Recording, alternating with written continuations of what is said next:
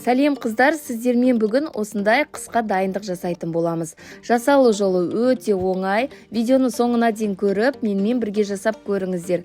Ертең мөлдір рахмет деп айтатын боласыздар. Бүгін ерінбей осы қысқа дайындығымызды жасап, міндетті түрде жасап алыңыздар. Өздеріңіз көріп тұрғандай, кез келген осындай сорпаға болсын, тамақтарға, қандай да өзіңізге ұнайтын сорпаға салсаңыздар, тағамдарыңыздың дәмін келтіріп, түсін келтіріп, өте әдемі болатын болады. Ешқандай да үсіп кетпейді. Зелендарымыз, жаңа қосқан укроптарымыздың өзі ешқандай дәмін, түсін өзгертпей, осындай күйі сақталып, керемет болып шығатын болады. Мен бұлай жыл сайын жасаймын қыздар. Сіздерге де кеңес беремін. Балаларыңызға, отбасыларыңызға ұнайтынына сенімдімін. Достар, менің арнама тіркеліп, лайк басып, комментарий қалдыруды ұмытпаңыздар. Ал ендеше бастаймыз.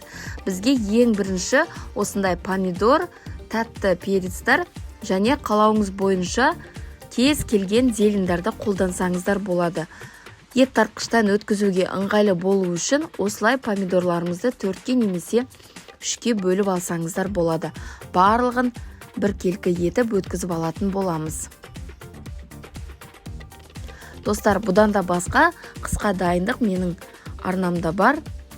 Ешқандай да қайнатпайтын чертополох, огонектің да рецептілер бар. Осы видеоның астына ссылкасын қалдыратын боламын. Міндетті түрде кіріп жасап көріңіздер. Енді перецтерімізді дәл солай өткізіп аламыз. Қызанағымызбен бұрышымызды өткізіп алғаннан кейін укропты салып, жақсылап араластырып, дәміне қарай кішкене ғана тұз қоссаңыздар жеткілікті қыздар. Бұл жерде біз тамаққа салатын кезде тағамымыздың тұзымен өзіміз үйлестіріп алатын боламыз. Содан кейін кез келген өзіңізге ұнайтын формаға құйып сақтасаңыздар болады. Мен осындай кекс пісіретін формаларға салып қатырып алдым. 4-5 сағатта қатып шығады. Өздеріңіз көріп тұрғандай өте әдемі болады, сақтауға да ыңғайлы. Тоңазытқыштарыңызда көп орынды да алмайды. Бір пакетке салып қоясыздар. Кез келген уақытта 1-2 алып, тамақтарыңыздың сәнін келтіретін болады. Міндетті түрде жасап көріңіздер. Осы рецепт сіздерге ұнайтынына сенімдімін. Өздеріңіздің жақындарыңызға, құрбыларыңызға жіберіп қойыңыздар. Олар да міндетті түрде жасап қойсын. Видеоның соңына дейін көрген болсаңыздар, назарларыңызға көп рахмет. Келесі видеода қандай рецепт көргілеріңіз келеді, комментарий бөліміне қалдырып кетсеңіздер болады. Міндетті түрде жасап шығаратын боламын.